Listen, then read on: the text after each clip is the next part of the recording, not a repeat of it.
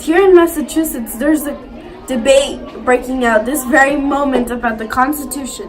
We're gonna end up with someone taking over the country. Do we want that all over again? You don't know that. No Constitution! Guys are being arrested. Hi everybody, welcome back to Channel 5 News Today. Breaking news! At the convention this morning, it has been decided that every 3 out of 5 slaves will be counted towards the population and will be taxed for it. Okay, you can come back.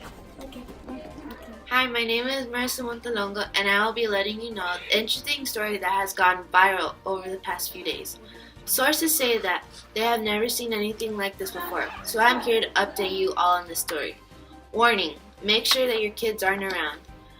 Have a pillow to you just in case you get mad and you won't end up hurting someone.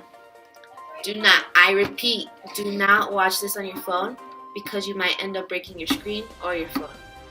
Anyways, back to the story. Many of you are wondering what kind of story this is or how did this all start. That is why I am here. This story is about the founding fathers wanting to develop a government that would take over as soon as all those British people left. By 1777, that's when they had created their very own Articles of Confederation. This had been the original plan for the government of the United States, but this had only created a loose alliance or group of separate state powers. The fathers had decided that they needed to change the Articles of Confederation to produce a stronger central government. The bigger states in our country wanted the population of a state to determine the amount of representation, but the smaller states called foul. The bigger states said that they would decide laws for everyone.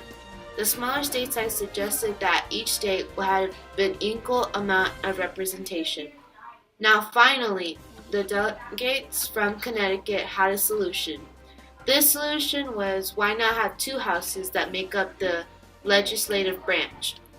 The Senate would have an equal number of representations from each of the states. The representation in the House of Representatives that would be based on the state's population. This model will be called the bicameral representation and will help delegates to find a compromise. Now on to the weather. Now, here at the convention, the highs are 58 degrees Fahrenheit, and the coldest would be 37 degrees Fahrenheit. So you better get up and bundle up. Hi, it's Andrea Telles, and we're here with a story about Shay's rebellion. Daniel Shay has been disrupting land everywhere because he does not want to give up his land. So a group of people with him came to court. Now to Andrea Telles with our interview. Hi, welcome back to Channel 5 News. This is Andrea Telles, and today with us here is Alexander Hamilton. So what do you think about the Constitution? I think that it would be good for our country. How so? If we set rules, then people have no other choice than to follow them, and we can be at peace. I like the fact that we would all be in peace. We need money, and we don't have anywhere to get it. Well, thank you for watching. This has been Andrea Telles and Alexander Hamilton in Channel 5 News. Have a nice day. I really hoped you guys liked that interview, but just in here at Channel 5, we have our latest story of a couple of kids taking on their school sexist dress code. Elizabeth O'Hara with the full story. Hi, my name is Elizabeth O'Hara, and I will be talking about a couple of students who were taking on their school's sexist dress code. This story was written in April 2018, so a couple months ago, and it takes place in Georgia in Indian Trail High School. The author's name is Victoria Scantz, and she's a part of the Young Women's Empowerment Club at Indian Trail High School, which the club focuses on making the school fairer.